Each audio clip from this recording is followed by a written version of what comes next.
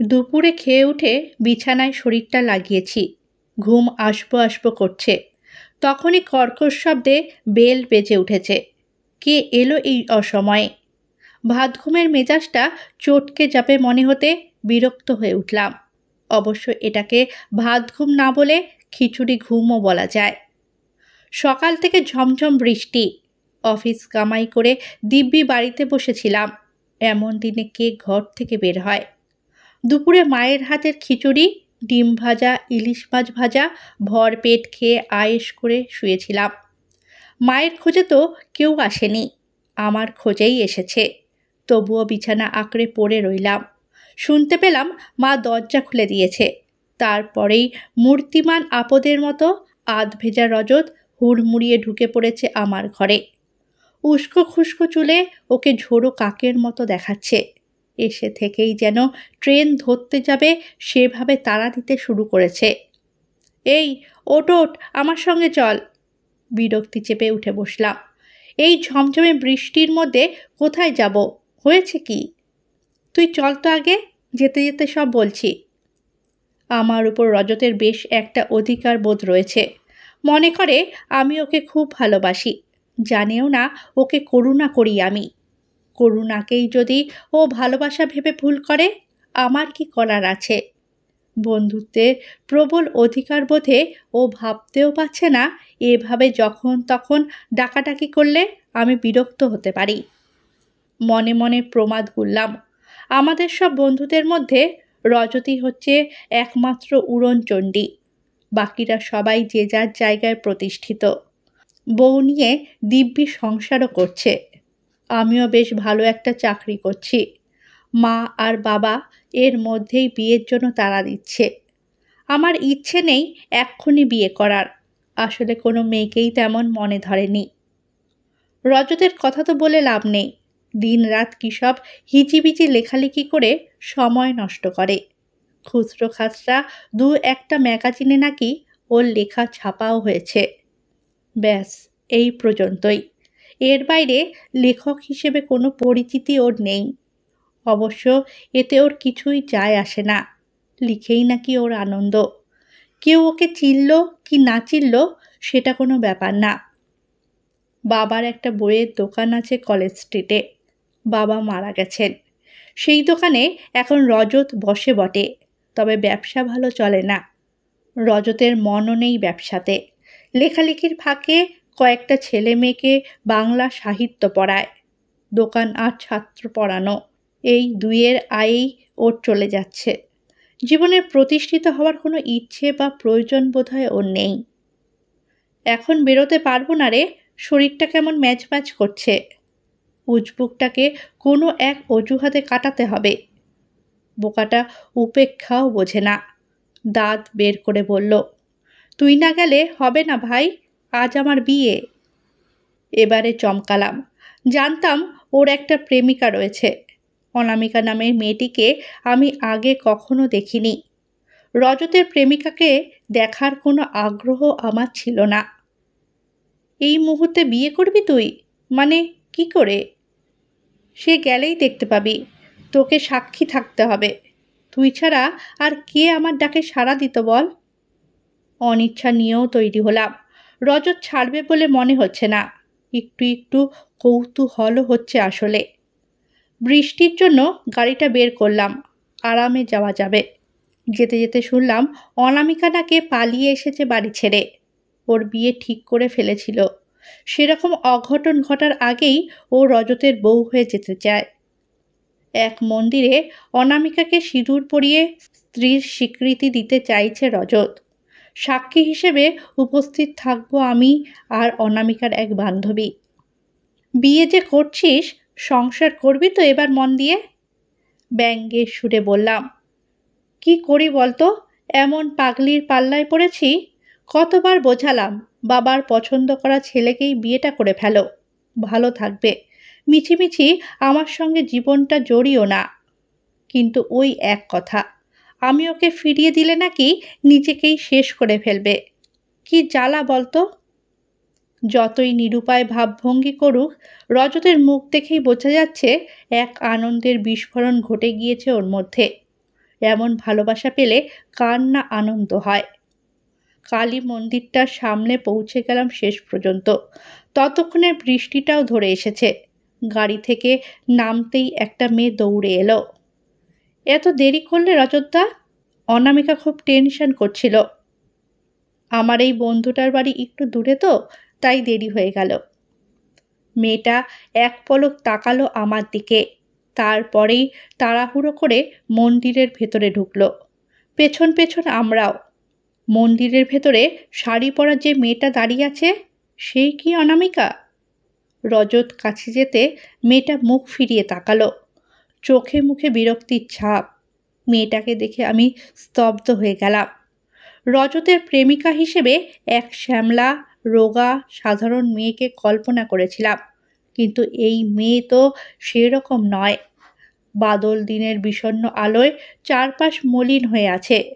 মলিন দিনের সমস্ত বিষণ্ণতা কাটিয়ে মন্দিরের ভেতরটা ঝকমক করছে মেয়েটার উপস্থিতিতে।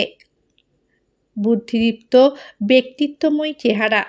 এই মেয়ে তো মোটেই সাধারণ নয়। এরকম একটা মেয়ে রজতের প্রেমে পড়ল কি করে? সূক্ষ্ম ঈর্ষার অনুভূতি চারিয়ে যাচ্ছিল আমার মনে। মনটা তেতো হয়ে যাচ্ছিল। রজতের সৌভাগ্য হজম হচ্ছিল না। বারবার মনে হচ্ছিল এটা ঠিক হলো না। রজত এই মেয়ের যোগ্য নয়। আজকাল আমি প্রায়ই রজতের বাড়িতে যাই সময় পেলেই, অবশ্যই অনামিকার আকর্ষণে, যদিও সেটা কাউকে বুঝতে দিই না। রজত নিয়ম করে দোকানটাতে বসে। অনামিকাও স্কুলে পড়ানোর কাজ জুটিয়ে ফেলেছে একটা। মেয়েটাকে যত দেখি তত অবাক হই। কি মনের জোর! নিজের পছন্দের ছেলেকে বিয়ে করেছে, বলতে গেলে একার চেষ্টায়। নিজের মা বাবাকেও বাধ্য করেছে রজতকে মেনে নিতে। এমন মেয়ে রজতেরই কপালে ছিল। রজতকে আর করুণার পাত্র মনে হয় না। মনে মনে এখন ওকে হিংসে করি। অনামিকা আর রজতকে একসাথে দেখলেই কেমন একটা কষ্ট হয়। অনামিকাকে ছিনিয়ে নিয়ে আসতে ইচ্ছে করে। আমি কি অনামিকার প্রেমে পড়েছি? হয়তো তাই। সুযোগ পেলেই অনামিকার সামনে রজতকে ঘুরিয়ে অপমান করি। লক্ষ্য করেছি অনামিকা গম্ভীর হয়ে থাকে। রজতের অপমান বোধ হয় পছন্দ নয় ওর। এই তো সেদিনই কায়দা করে রজতকে বলছিলাম, ওসব ছাইপাশ লেখা বন্ধ কর, টাকা রোজগারে মন দে। অনেক হয়েছে কল্পনা বিলাস, এবার তো বাস্তবের মাটিতে দাঁড়া। অনামিকা এমনিতে চুপ করে থাকে, কিন্তু সেদিন মুখ খুলল, হাসি মুখে বলল, বলছেন কি ও লেখা বন্ধ করবে মানে? এই লেখার জন্যই তো ওর প্রেমে পড়েছি। লেখা বন্ধ করে দিলে সেই রজতকেই যে হারিয়ে ফেলব। সবাইকেই কি আর বেরসিক হতে হয়? শুকিয়ে মরবো যে শেষে। লিখুক ও, আমি তো আছিই পাশে, ভাবনা কি? ঘুরিয়ে আমাকেই বেরসিক বলা হলো বুঝলাম। অপমানটা কষ্টে হজম করে কৃত্রিম হাসি ফোটালাম মুখে। তা ঠিক, তুমি থাকতে রজতেরা ভাবনা কি? অনামিকা গম্ভীর হয়ে রইল, আর আমার বুকের ভেতরটা জ্বলে যেতে লাগলো। এই মেয়েটার মধ্যে কি আছে? হাত বাড়িয়েও যার নাগাল পাওয়া যায় না। এক রবিবারে সকাল সকাল রজত এসে হাজির। আমার সঙ্গে চল, কাল অনামিকার জন্মদিন, ওকে কিছু গিফট করতে চাইছি। ও জানতে পারলে কিছুতেই কিনতে দেবে না, তাই লুকিয়ে এসেছি। তুই চল, হেল্প করবি আমায়। বেরিয়ে পড়লাম রজতের সাথে। এ দোকান সে দোকান ঘুরে ঘুরে একটা শাড়ি, সস্তার পাথর বসানো এক সেট গয়না কিনল সে। মনে মনে হাসলাম, কি উপহার দিচ্ছে বউকে। অবশ্য ওর ক্ষমতাই নেই।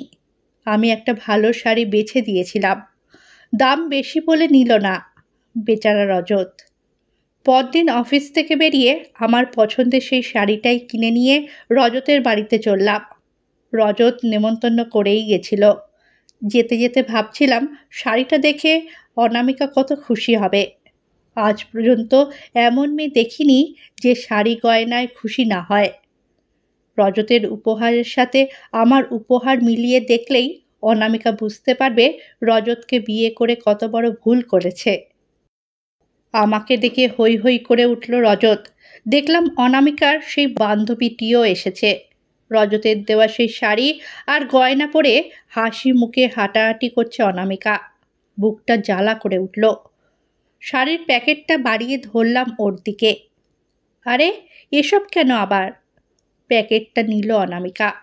অবাক হয়ে দেখলাম শাড়িটা একবার খুলে দেখলো না পর্যন্ত।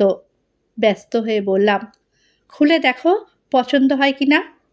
শাড়িটা বের করতেই রজত বলে উঠল, আরে এটা তো সেই শাড়িটা তুই পছন্দ করে দিয়েছিলি, টাকায় কুলোয়নি বলে কিনতে পারিনি। তুই এটাই কিনে এনেছিস? আচ্ছা পাগল তো। রজতের মুখে প্রশ্রয়ের হাসি, কিন্তু অনামিকা চমকে উঠল। স্পষ্ট দেখতে পেলাম। তারপরেই কেমন গম্ভীর হয়ে শাড়িটা অবহেলায় রেখে দিল একপাশে, আর ছুঁয়েও দেখল না। খুব অপমানিত মনে হচ্ছিল নিজেকে, যদিও কোনো কারণ নেই। অনামিকা আমার সাথে ভালো ব্যবহারই করছে। খাওয়া দাওয়া শেষ করার পর অনামিকার বান্ধবীকে ট্যাক্সিতে তুলে দিতে গেল রজত। আমি বসেছিলাম তখনও। আপনি বাড়ি যাবেন না? অনেক রাত হলো তো, অনামিকা বলল। কী যে হলো বলে ফেললাম। আমাকে তাড়াতে চাইছ?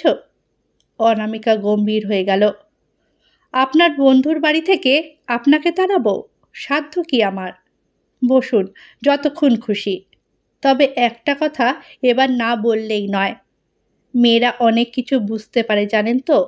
আমি বুঝেছিলাম আপনি কেন বারবার এখানে ছুটে ছুটে আসেন। আপনার বন্ধু তো কিছুই বোঝে না, বড্ড বেশি ভালো মানুষ। আপনি কেন বারবার আমাদের মাঝে ঢুকে পড়তে চান বলুন তো? কেন আজ এই শাড়িটা নিয়ে এসেছেন? এত দামি উপহার আমি চাই না।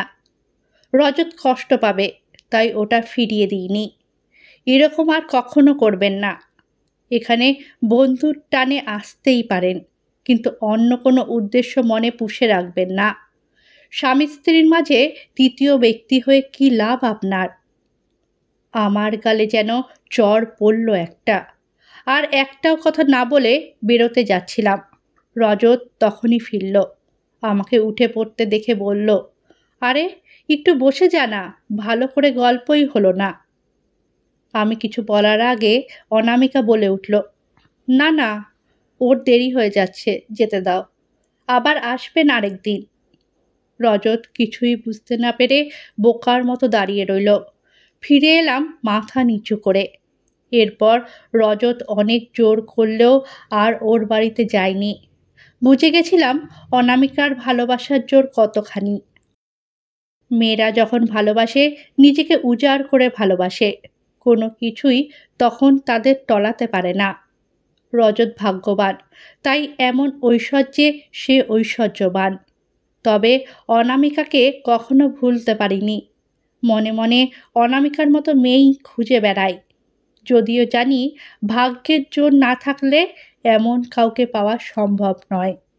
এমন ঐশ্বর্য সব পুরুষের ভাগ্যে জোটে না।